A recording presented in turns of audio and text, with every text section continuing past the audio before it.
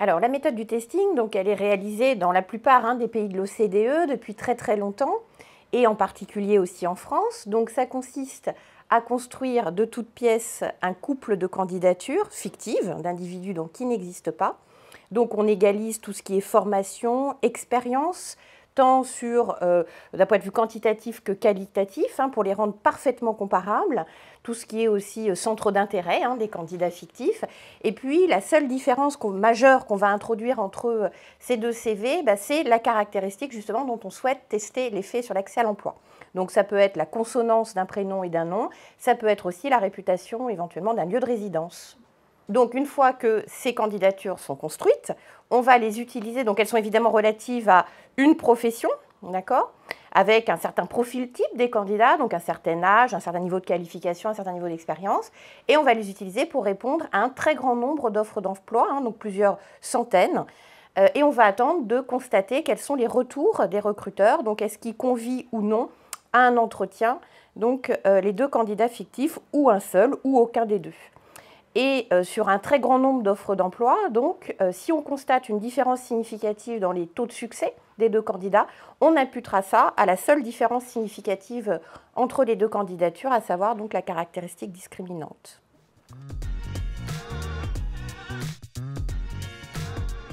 Donc les premiers testings ont été réalisés dans les années 60 par un sociologue britannique en fait, qui s'est intéressé à la problématique des discriminations et qui a d'abord fait des tests dans différents domaines, pas simplement sur le marché du travail, mais aussi sur le marché du logement.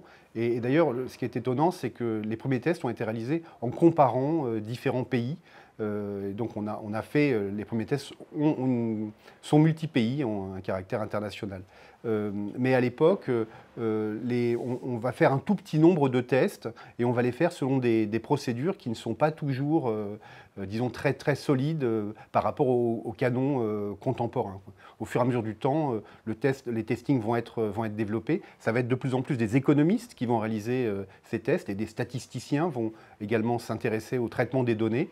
Et puis au fur et à mesure du temps, donc les méthodologies vont se solidifier, vont s'améliorer et il va y avoir l'émergence, disons, d'un standard international en matière de mesure des discriminations. Alors, en France, il y a eu des premiers testings qui ont été réalisés par les associations, notamment SOS Racisme, à l'entrée dans les boîtes de nuit, c'est assez célèbre.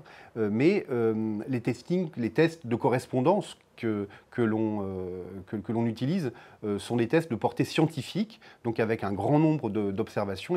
Le premier test de portée scientifique en France a été réalisé par Pascal Petit en 2002 sur la thématique des différences femmes-hommes dans l'accès à l'emploi dans le secteur bancaire. Donc on a une vingtaine d'années maintenant d'expérience scientifique en matière de réalisation de testing en France.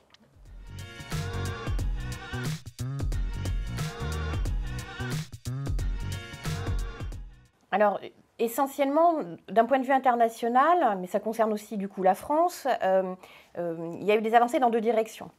La première a consisté à s'intéresser à un nombre plus important de critères de discrimination et en particulier des critères de discrimination qu'on pourrait considérer comme orphelins, c'est-à-dire qui ne concernent pas nécessairement énormément de personnes dans une économie, mais qui, bien évidemment, ont tout à fait leur place du point de vue du droit.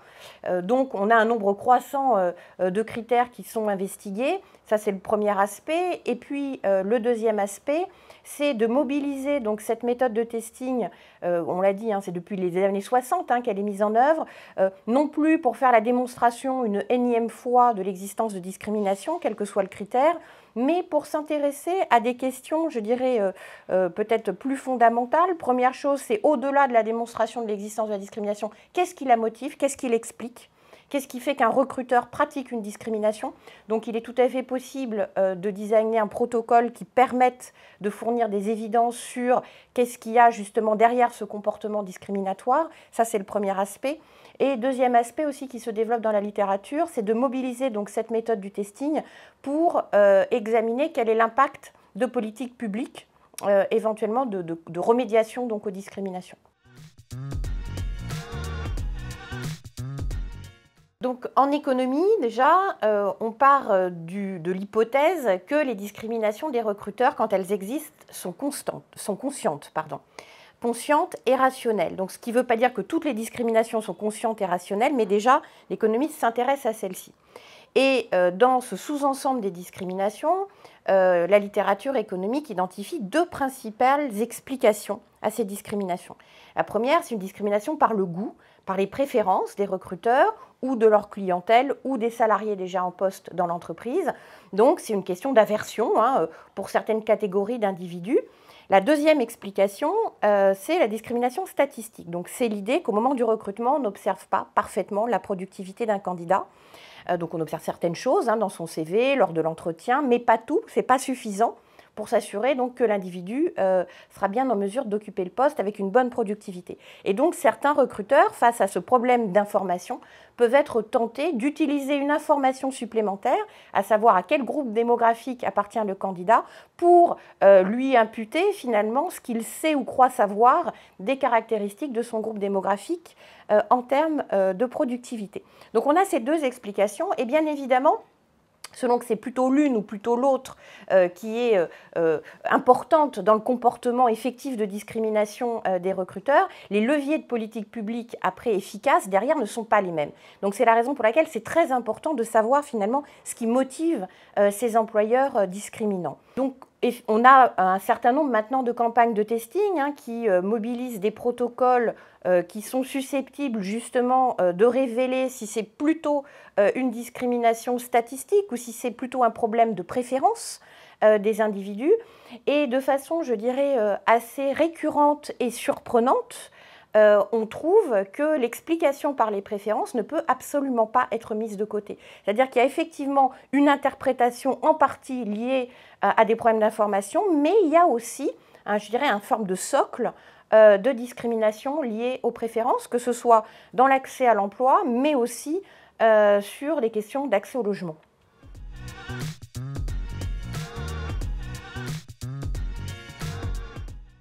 Il y a plusieurs défis. D'abord, il faut approfondir la mesure des discriminations. Il y a des critères de discrimination qui n'ont pas encore été testés. Il y a aussi des domaines de discrimination qui n'ont pas encore été testés.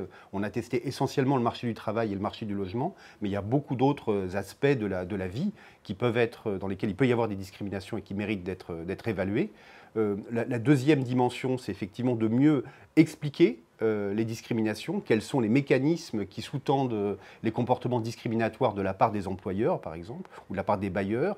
Et puis, vraiment la frontière de la recherche, là où il y a encore très très peu de travaux et où il faut développer sans doute des études, c'est évaluer des politiques publiques de lutte contre les discriminations, ce qui suppose déjà d'avoir bien fait la mesure et l'interprétation, savoir quelle est l'ampleur des phénomènes, quelle est l'explication des phénomènes, pour après mettre en place des actions publiques ou privées de lutte contre les discriminations, et puis les évaluer.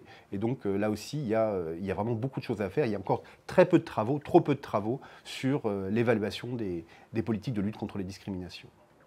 On peut peut-être ajouter aussi qu'il y a une demande de la société assez forte pour un suivi dans le temps, c'est-à-dire un peu un baromètre finalement qui permette de voir dans le temps si finalement les discriminations tendent à diminuer, à rester constantes ou pire à augmenter.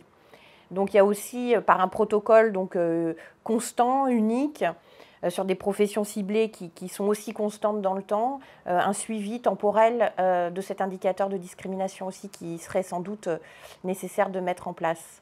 Et un dernier élément, ça peut être les comparaisons spatiales, parce que effectivement, autant on ne suit pas les discriminations dans le temps, autant on ne les compare pas dans l'espace, et donc on ne sait pas, par exemple, situer tel pays par rapport à tel autre, ou même en France, telle région par rapport à telle autre. Et il y a un intérêt à mener des campagnes de discrimination qui soient ciblées sur certains territoires, certaines villes en particulier, de façon à étudier la géographie des discriminations.